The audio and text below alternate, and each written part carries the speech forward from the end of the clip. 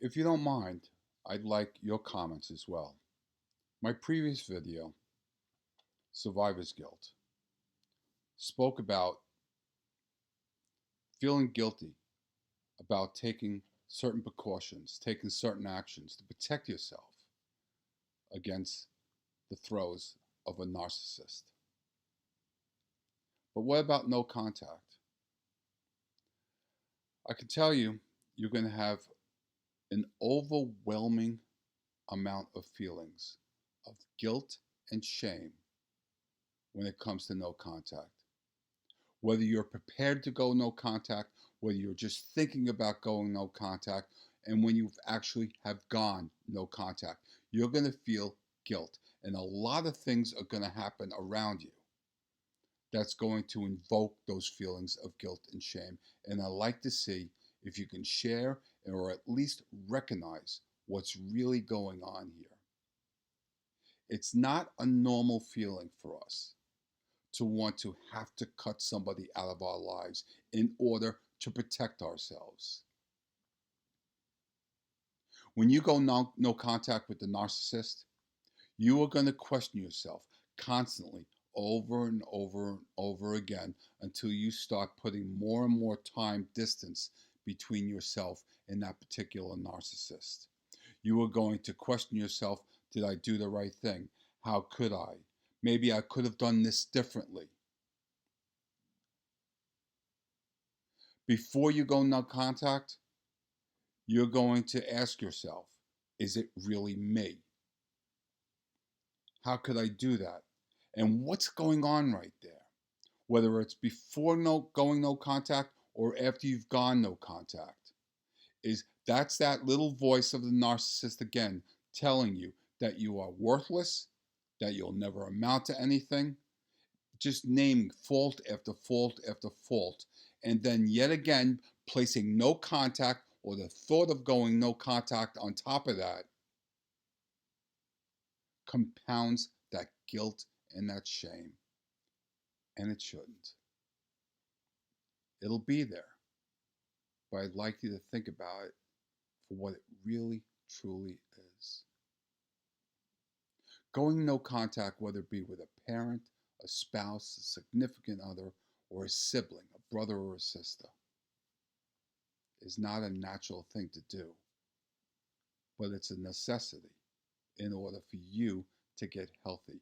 If you don't, you're going to stay in that tornado, that turmoil of dysfunction, and you are going to be a step away from gaining better mental health and protecting yourself, taking care of yourself, and getting another step further of seeing what's truly going on. And here's a biggie. I cannot tell you how many times I have heard, but she's still your mother.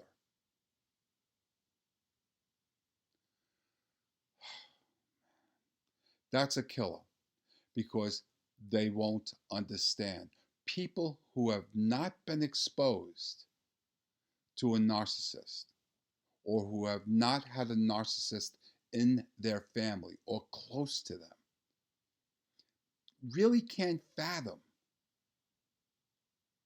the depth and the magnitude of the abuse that you yourself have fallen to. You're going to, especially in the early stages of no contact, constantly question yourself. And the reason why is because you were conditioned to constantly question yourself. You were continuously told that you are the one at fault. That's going to be embedded into you for quite a while. But time, second by second, minute by minute, hour by hour, that is going to diminish.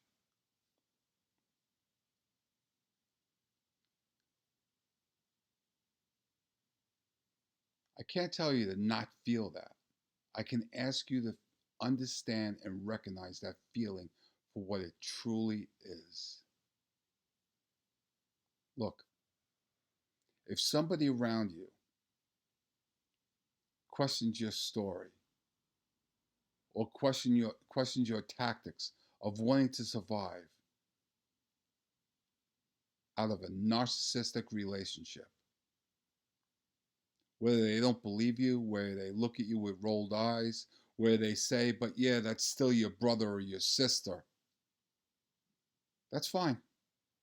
Move on. That's one person that you do not need in your life, because what they are doing is they are actually validating not you, but the narcissist's message that the problem was you.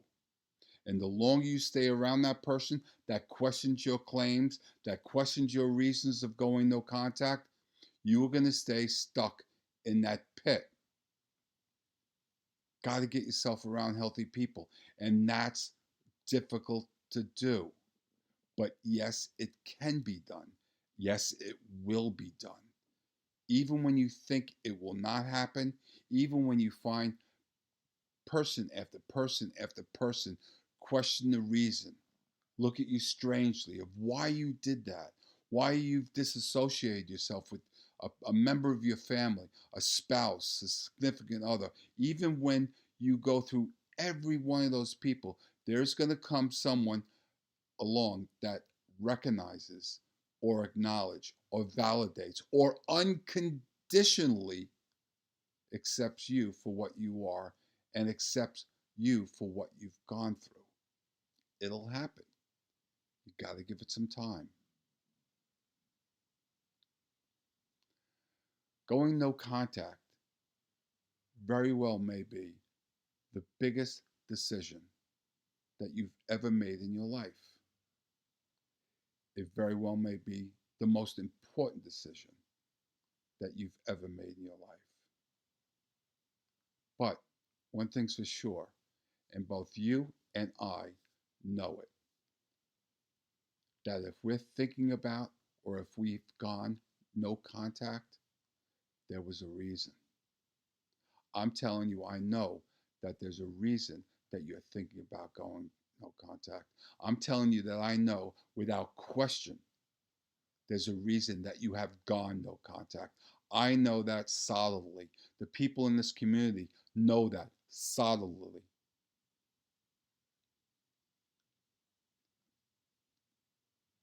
The trick here is to allow yourself to know that. We have guilt instilled into us, don't we? It's a mechanism almost. It's an automatic feeling, guilt and shame. That's from PTSD or complex PTSD. If someone around you can't accept that, that's somebody that you do not want in your life. You'll know it, you'll see it, you'll recognize it when it happens. Then you're going to start thinking, am I going to be alone the rest of my life because I chose to be healthier? Am I going to be alone the rest of my life because no one else will believe me? The answer is no. Not if you don't want to be. The answer is there are people out there that are living healthy lives that will look at you unconditionally, that will not judge you. There are people out there that will recognize abuse for what it truly is. Have the peace in knowing that even when you feel that no one else will ever believe you, have the peace in knowing that there will be. But you can't sit back. You can't be alone. You can't just give up, because there are people out there that will really get it. And those feelings of guilt of going no contact, those feelings of guilt and shame of even thinking about going no contact, please recognize those for what they are. That's what you've been conditioned to think. It's not a fact. It's a feeling. Thank you. And please share.